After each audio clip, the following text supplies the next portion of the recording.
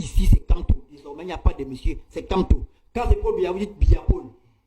Pour lui, c'est Kamto. Désormais, il n'y a pas de monsieur, pas de professeur. Je continue. Malox peut entraîner, peut faire plus de foule que Maurice Kamto. Hein. Si on... Ben oui. Si on annonce maintenant que Malox est devant B-News, il peut faire plus que Maurice Kamto. C'est ce qu'on a vu à Douala là. Parce que les gens qui viennent là, c'est pas forcément parce qu'ils sont militants de vous, hein.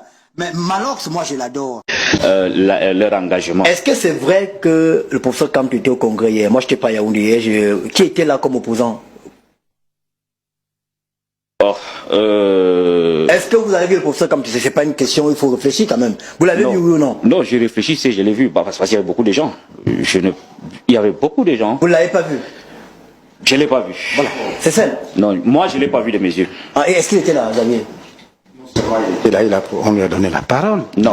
C'est-à-dire, attention aux images qui se quittent sur la toile. Ceci. Qui d'autre était là en dehors du ministre, en dehors du professeur Kamto? Est-ce que vous l'avez vu de vos yeux? Moi, je l'ai pas vu. Vous avez assisté à tout le congrès, vous n'êtes pas sorti pendant un moment? J'ai assisté au comité central, réunion du comité central. La terminologie importe peu, on veut savoir. C'est important. Chaque organe. Ben oui, bon, écoutez, c'est bon, on vous donne le concept ça, comité central, oui, vous voulez faire comme le RDP, c'est pas de problème. À la réunion du comité central, est-ce que vous avez vu le professeur Kamto? Parce que, je vais vous dire, moi-même je suis en faute parce qu'on a envoyé un haut responsable de la rédaction là-bas, et il n'y était pas. Pour la raison, il est suspendu depuis ce matin. Alors, je veux savoir, vous êtes un peu comme notre reporter, chose vue et entendue. Est-ce que vous avez vu le professeur Kamto? Est-ce que vous l'avez entendu parler? Malheureusement, M. Obama, je ne peux pas faire comme si je suis votre reporter. Je dis, la réunion... Oui. Est-ce que tu as vu le professeur Kamto? La réunion du comité central... Vous n'avez pas vu le professeur Kamto? Conformément à nos statuts, c'est huis clos. Elle est huis clos. Il n'était pas là. Seuls les membres ayant qualité peuvent entrer. Est-ce que le PCRN était invité? Écoutez, ne nous dévions pas du bon débat, du vrai débat. Le professeur Maurice Kamto, il me semble, si je n'ai pas, j'ai lu ce matin qu'il a été le parti des derniers milliards Tangana va l'investir. Et là, il n'y a pas rien. Si Tangana décide d'investir pour ça, il n'y a aucun problème. Aucun. Il n'y aura rien à... Oui. Tout à fait. Non, aucun. Et puis je m'interroge sur le débat autour de la... Donc le président Biya, le RDPC a si peur du professeur Maurice Kamto à ce point, au point où on est... non, je pense qu'il y a... Il faut... Vous savez, moi, d'abord, on va l'appeler désormais Kamto. Il n'y a pas de monsieur professeur. Paul Biya, on dit Paul Biya. Paul Biya aussi, docteur honoris causa, on ne l'appelle pas Paul Biya. L'erreur de Kamto de ne pas aller aux élections, c'est une erreur monumentale qu'il doit assumer seul. Il dit bien seul. Parce que le pauvre Kamto est embrigadé par des gens qui lui disent, comme tu es devenu doux, tu envoies les gens chez Obama, tu envoies les gens là-bas, on ne donne plus l'argent. Et on a dû lui dire, il faut faire quelque chose, il faut absolument faire quelque chose. Sans te couper, Ernest, oui, le lendemain de la diffusion, dans le 12 février, j'ai eu en ligne un des collaborateurs du professeur Kamto. Bon, moi, je vais continuer d'appeler Kamto, du professeur Kamto. Et celui qui avait facilité le contact entre Valine Dongo et lui. Donc, il m'a exprimé toute la désolation. Il m'a transmis la désolation du professeur en disant non, lui, que ce soit sincère ou pas. Moi, ça m'a fait du bien. Alors, tout à fait. C'est important de le finir. J'ai dit que je l'appelle désormais Kamto. Ici, c'est Kamto. Désormais, il n'y a pas de monsieur, c'est Kamto. Quand c'est Paul Biya, vous dites Biya Paul. Pour lui, c'est Kamto. Désormais, il n'y a pas de monsieur, pas de professeur. Je continue. Monsieur Emmanuel Ateba, mais ce gars, c'est une merveille. Ateba est courtois, il est gentil, il est avenant. Ouh là là là là là là, il n'a même pas sa place au MSC. Ok. Il doit rejoindre un vrai parce qu'il s'appelle Ateba. Mais parce que lui aussi sera embrigadé comme professeur Kamto, par c'est violent. Professeur Kamto est traumatisé par ce militants. Vous venez de dire qu'il n'y a plus de professeur, non? Bon, c'est un réflexe. C'est pas moi qui ai demandé à M. Kamto de ne pas aller aux élections. C'est pas moi qui ai demandé qu'il fasse un communiqué pour jeter les chaînes de tribalistes. Et qu'on arrête de penser que dès qu'on dit Kamto, c'est Bamileke, c'est faux. Non, pas du tout. Monsieur Pierre Kouemo, c'est mon ami. Il est Bamileke, c'est mon ami, je mange chez lui. J'aime les Bamileke, ce sont mes frères et on s'adore. Arrêtez ça.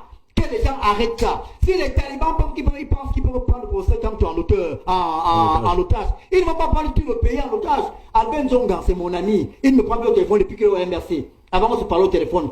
Je pense d'ailleurs que M. Nzonga en ferait un meilleur leader que Kamto. Que les gens arrêtent. Que les gens arrêtent. On ne peut pas traumatiser du tout le peuple parce que dès qu'on dit Kamto, on dit qu'on s'est attaqué au Bamileke. Bon, quel Bamileke?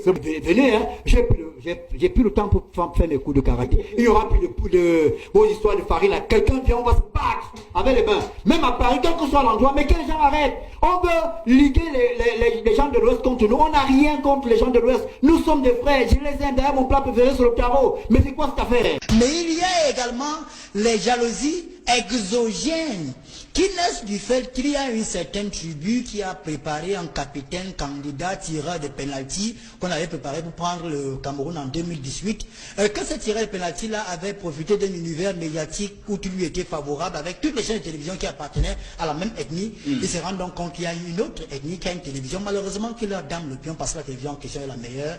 On utilise donc quelques voyous qui sont tapés en Europe pour... Les étudiants de journalisme puissent en profiter. Les téléspectateurs ont le sentiment que Bill nous en fait trop. En fait trop sur les taux. J'étais avec un de vos compatriotes, tout ce que vous voulez qu'on en parle. Oui. J'étais avec un de vos compatriotes des C. Il m'a reconnu, il est venu vers moi, il m'a dit, s'il vous plaît, monsieur Messé, nous avons souvent vu M. Eto'o venir ici à Essé, poser des actes qui encouragent la jeunesse sportive d'Essé. Oui. Nous avons vu M. Eto'o poser des actes, s'il fait des choses qui galvanisent nos jeunes à aller vers le sport. Nous avons appris avec beaucoup de plaisir que M. Eto'o ait appelé Ernest Obama à ses côtés. S'ils ne sont plus ensemble, ça arrive partout. Il ne faudrait pas que c'est Ernest qui porte le problème sur lequel Eto'o est accusé. Il a déjà informé. Il a informé, ça suffit. Il peut laisser, si la justice doit continuer son rôle, qu'on laisse la justice faire. Si le comité exécutif, si l'ACA veut jouer un rôle pour apporter des clarifications, qu'on laisse, mais que ce n'est pas Samuel Eto'o qui porte ce dossier lui seul. Voilà le message. Vous avez fini, Xavier. J'ai terminé. Vous m'appelez donc à être un mauvais journaliste.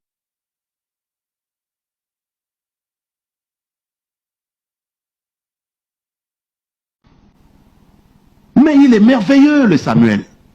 C'est à ce niveau qu'il vous a tous roulé. Alors, première chose, je veux vous marteler que c'est avec joie, détermination et un engagement total que j'accepte de rentrer dans les équipes de l'Africafoot aux côtés de M. Samuel Eto'o. Vous n'avez rien compris, Ernest. Les critiques n'étaient pas dirigées contre le personnage dans le sens de le bannir totalement. Moi, j'ai ma façon de faire, moi, j'ai ma gouaille, moi, j'ai mon expression qui est souvent un peu viscérale et qui peut faire mal à un moment donné. Mais aujourd'hui, attardons-nous sur ce qui est bon. Ne regardons pas toujours ce qui est mauvais. C'est pour ça que je suis étonné par... Qu'est-ce qui est bon? Alors, ce qui est bon... Qu'est-ce qui est bon? Ce qui est bon dans la démarche, c'est précisément que M. Samuel Eto'o, du haut de sa stature, comme une icône vivante du football dans le monde, accepte de travailler avec un de ses plus grands pourfendeurs dans les médias. Mais il est merveilleux, le Samuel. C'est à ce niveau qu'il vous a tous roulé. Quand je dis vous, je ne parle pas de vous spécialement, Ernest. C'est à ce niveau que lui, il fait preuve de grandeur. Et c'est pour cela que j'ai envie de le lui rendre au centuple. Parce qu'il ne s'est pas attardé sur des considérations de premier degré. Monsieur Ernest Obama, si j'ai dit que rien ne marche, c'est qu'on dise que maintenant Monsieur Ango vient nous montrer comment ça marche. Vous voulez que je refuse? Non. La mauvaise chose aurait justement été que je puisse refuser cela. Parce qu'en ce niveau-là, je ne serais pas en train de servir mon pays. Tout à l'heure, on va peut-être arriver sur le terrain de la politique. Lorsque je choisis de quitter les équipes des forces dites de changement, Akeremouna, Maurice Kamto, MRC et tout le reste pour rejoindre M. Paul Biya aujourd'hui, vous allez aussi me demander pourquoi je choisis de rejoindre M. Biya alors que j'ai passé le temps à critiquer son équipe. Non. C'est du très haut niveau dont on est en train de parler. Parce qu'on met, la seule chose que l'on met en avant, à ce niveau-là, c'est l'intérêt supérieur de la nation. Nos propres trajectoires personnelles s'effacent. Lorsqu'on vit de l'argent dans le compte d'un particulier, comme cela a été fait dans le compte du président de l'Africafoot, et que des minutes qui suivent, le particulier en question décède, Que devient cet argent? Il y a des choses que je ne peux pas dire. Même l'authentification, il y a des choses que je sais, mais je n'ai pas le droit de les dire. Mais mon travail de journaliste sur les questions présentes, si j'appelle quelqu'un et qu'il me répond, j'ai le droit de les dire. J'ai appelé ce matin 2 membres du COMEX. Oui. Il y a un qui a été évasif. Oui. Il y a un deuxième qui m'a dit clairement qu'il ne connaît rien de cette affaire. Et qu'il n'a jamais entendu parler de cette affaire au COMEX. Donc j'ai appelé 2 personnes ce matin. Un a été évasif. Il a dit, je me sens pas bien, je suis malade. Moi aussi j'ai découvert ça sur l'actuel. Le deuxième m'a dit clairement qu'il n'a jamais siégé pour une histoire de match amical Cameroun-Russie. Et donc, c'est tout ce que je peux dire. J'en sais un peu plus, mais je ne peux pas en parler. Allez-y. Donc, pour sortir de là, concernant ma position, je dirais simplement que c'est une situation embêtante. Parce que si la FECAFOOT elle-même n'active pas des leviers pour en savoir davantage, pas de FECAFOOT en tant qu'institution, pas la rattachant à une personne déterminée, alors on peut comprendre qu'il y aurait des situations difficilement acceptables. Mais cela n'exclut pas, parallèlement, la compétence des institutions ou instruments de contrôle étatique sur cette problématique. Parce qu'il se pourrait, je n'ai pas la confirmation, que l'argent de l'État ait été débloqué pour cette même rencontre-là. Mais si ici il est prouvé que l'argent, bien sûr, c'est un argent qui a été affecté par la Fédération russe de football, alors ce n'est que la compétence de la FECAFOOT elle-même qui devra se mettre en mouvement pour trouver des informations naturelles à l'effet de rétablir la situation qui semble être critique. Est-ce qu'en tant que président, parce que là il faut aussi voir cette possibilité-là, il y a des gens qui estiment que l'argent peut transiter par les comptes du président et se retrouver également dans les comptes de la FECAFOOT, est-ce que les banques peuvent accepter, parce que là on parle de presque 400-500 000 euros, est-ce que les banques peuvent accepter que de l'argent soit versé dans les comptes de la FECAFOOT sans explication? C'est-à-dire que si un particulier verse l'argent dans un compte UBA, c'est pas trop CCA, Affluent First Bank, et qu'on dise que non, c'est l'argent qui vient de la Russie par rapport au match amical, est-ce que la banque peut accepter cet argent-là? Dans l'ordre camerounais? Oui. Lorsque vous parcourez les règlements CEMAC, les règlements CEMAC et MAC-COBAC sur les mouvements financiers dans la sous-région Afrique centrale, ce n'est pas possible. Certains montants d'argent sont soumis à une justification pour être déposés dans des comptes bancaires, malheureusement. Il y a des montants, si vous déposez 1000 francs, on peut estimer que la somme est résiduelle, mais il y a des sommes d'argent qui nécessitent une justification pour être déposées dans des comptes, malheureusement. Et pour sortir définitivement de là... Il voulait acheter un éclairage, oui. Peut-être. Je dirais que précisément le match est une justification suffisante. C'est-à-dire que, est-ce qu'il y a eu activité? Oui. Est-ce que cette activité nécessitait des flux financiers? Oui. Donc, mais ça suppose que l'argent part de la Fédération de Russie pour la banque en question. Non, ce n'est pas cela. C'est-à-dire que ce n'est pas la banque qui vous impose le circuit. Ce qu'elle vous impose, c'est l'alias qui justifie qu'il y a eu match amical. Alors, mais pourquoi on fait donc le procès au président? Laissez l'argent transite par les comptes du président et il va au Qatar, il prend l'argent, il revient à UBA, il verse l'argent. C'est pour cela que nous parlons de faute de gestion. C'est-à-dire que pour le moment, nous ne préjugeons pas de ce qu'est devenu l'argent qui est allé dans le compte. Nous sommes simplement sur le constat que l'argent n'a pas respecté la procédure. Pour le moment. Parce que, c'est-à-dire, ce que nous connaissons en l'état actuel ne préjuge pas, par exemple, des cas de détournement. Je crois que c'est tout ce que tout le monde a un peu derrière la tête. Mais pour le moment, ce que nous savons, c'est qu'il fallait que, par exemple, c'est tel qui signe. Si ce n'est pas la bonne personne. Juridiquement, sans vouloir faire un procès que ce soit, si l'argent quitte d'un compte fédéral pour un compte privé, pour après se retrouver dans un compte fédéral, il y a quand même un vice dans la procédure. Et cela peut faire naître... Est-ce que normalement, la Fédération de Russie, normalement, devrait verser l'argent dans un compte d'un particulier? répondre. on va revenir à vous, docteur. Je vois que le docteur veut absolument rapidement réagir. Allez-y, après on va écouter Tété sur la question. Vous voulez réagir à la transaction financière? Non, je ne veux pas réagir, mais j'ai l'impression que vous voulez me museler. Non, c'est parce que je voulais d'abord que vous écoutiez Eboua Lamé, après on venait à vous pour... parce que vous le juriste sur le plateau. Bon. Donc je voulais... Tété, vous avez suivi cette affaire. Vous êtes dans le monde du sport, vous le connaissez mieux que quiconque ici sur le plateau. Quel est votre commentaire après avoir écouté tout ce qui circule sur la toile? Je rappelle que sur la toile, il y a quand même des explications qui sont données par les proches, ceux qui sont proches de la fédération, parce que jusque-là, il n'y a aucune action officielle de com de la fédération. Personne à la fédération n'a parlé. Et moi, j'ai entrepris ce matin d'appeler deux membres du commerce, comme je vous le disais. Vraiment, ils ne peuvent pas nier que je les ai appelés. Ils savent que je les ai appelés ce matin et je sais ce qu'ils m'ont dit. Quel est votre commentaire, Tété? Merci beaucoup. Le premier commentaire que je peux donner ici, dans le cadre de cette affaire que nous suivons depuis, c'est déjà un feuilleton, c'est que je ne suis pas surpris.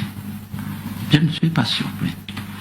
La tradition à la Fédération camerounaise de football, depuis des lustres, depuis de longues années, des décennies même, c'est que ces pratiques sont récurrentes d'une manière ou d'une autre. L'argent qui est généré par les matchs amicaux est plus ou moins utilisé dans des conditions orthodoxes et que les procédures ne sont pas toujours respectées. Vous voulez dire peu orthodoxe alors? Oui, moi je ne suis pas surpris, de tout ce qu'on raconte là, je ne suis pas surpris. Ma seule réserve dans cette affaire, c'est qu'étant donné que pour l'instant, nous sommes au niveau d'une présomption, donc d'un simple soupçon, oui. Je ne peux pas tout d'un coup dire que tout est établi, que c'est, comme on dit là, c'est avéré que le président a fait cela pour, n'est-ce pas, un instinct de gain, pour avoir quelques revenus ou quelques avantages sur cette opération-là. Mais en réalité, quel que soit ce qu'on tente d'expliquer, pour justifier ceci ou cela, il y a faute de gestion. Il y a faute de gestion. Et je dis c'est habituel. Oui, voilà, c'est péremptoire, oui. Voilà, donc, il y a, n'est-ce pas, une précision. Il estime que on ne peut pas dire le malin péremptoire qu'il y a faute de gestion. C'est ce que le maître Basson essaie de dire, qu'on ne peut pas dire qu'il y a de manière péremptoire faute de gestion. Donc ce que je veux, tout à l'heure on va expliquer quand nous allons entrer dans les détails. On y est déjà, allez dans les détails. Parce que, déjà, pendant de longues années, même les problèmes de financement du sport camerounais, tel que Maître venait de dire, la Basson venait de dire, a dit à un moment, il y a toujours double facturation. Ça a toujours été comme ça. Même ça veut dire quoi, double facturation? Les Coupes du Monde, là. C'est-à-dire qu'on sait, le Cameroun, quand il participe à des compétitions majeures internationales de niveau A, les Cannes et les Coupes du Monde, là, elles sont une bonne partie des charges est prise déjà en compte par les organisateurs, c'est-à-dire soit par la CAF, soit par la FIFA.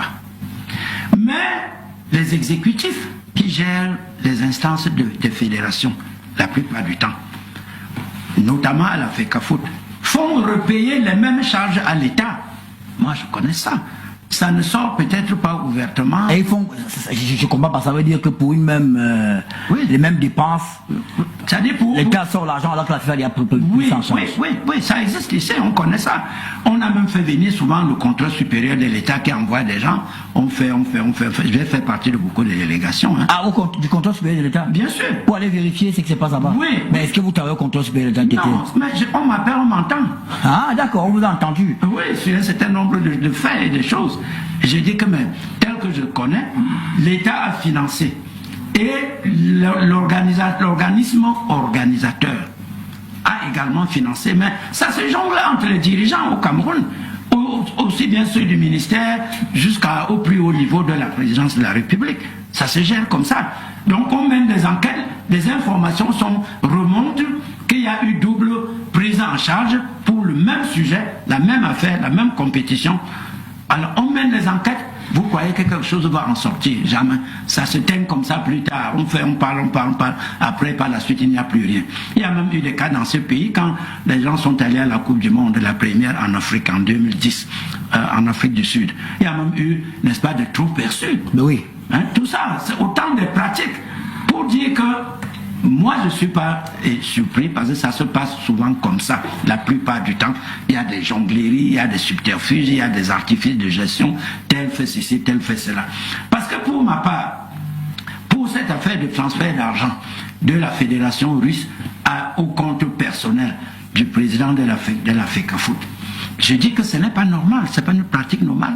Parce que, quel que soit ce qu'on tente de dire qu'à cause de la guerre Russie-Ukraine, l'Union européenne ou la communauté internationale ont pris des mesures contre la Russie pour qu'elle soit mise entre parenthèses, pour des sanctions. Je dis, quel que soit cela n'autorise pas que ce Non, cet argument ne tient pas, parce que, est-ce qu'on peut avoir le document de la fédération?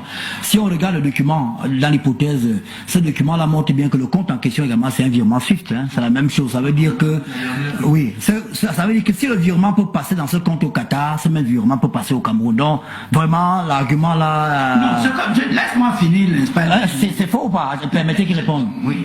Hein? Le SWIFT en question, c'était pas que les virements ne peuvent pas passer. Oui. Le SWIFT en question, c'était que s'il s'agit de ressources propres à la Russie, il risque d'être fait l'objet de saisie dans le cadre des sanctions. Ressources propres à la Russie. Oui. Sanctionné. Donc si c'est saisi parce que plus tard pour la guerre en Ukraine, il faudra par exemple le construire ou bien il faut financer l'effort de guerre. Ce sont ces saisies qui ont été opérées partout où cela a été possible. Tous les comptes qui étaient accessibles en Occident, tous les manias russes. J'avais remarqué le dirigeant de Chelsea par exemple a dû essayer de brader son club pour essayer de sauvegarder ce qu'il pouvait. Même jusque là on a pu finalement. C'est dans ce cadre-là. Mais ça ne veut pas dire que la Russie n'était plus autorisée de faire des transactions. Est-ce que, alors, vous qui êtes journaliste et expert des questions économiques et financières, si la Fédération de Russie a pu faire un virement par le système SWIFT au Qatar, est-ce que le même virement peut être fait pour le Cameroun? Bien sûr, c'est faisable. Donc, vous avez répondu à la question. Oui. Vous gardez le micro. C'est vous qui avez le micro. Permettez qu'il dise. Pour être plus précis, pour lever toute ambiguïté, s'il fallait absolument passer par le Qatar, on aurait pu créer un compte sur place. La fédération camerounaise peut payer un compte au Qatar. Et c'est là où je voulais en venir, maître, pour dire que quand bien même il y aurait des difficultés telles qu'on a semblé dire ou telles que nous suivons des informations sur la toile, sans avoir les documents authentiques ou authentifiés, c'est que quand il y a ce type de difficultés et qu'on veut rester dans la légalité, dans l'orthodoxie, le respect des procédures et des normes, on ouvre un compte spécialement pour l'opération, qu'on referme même après. C'est faisable.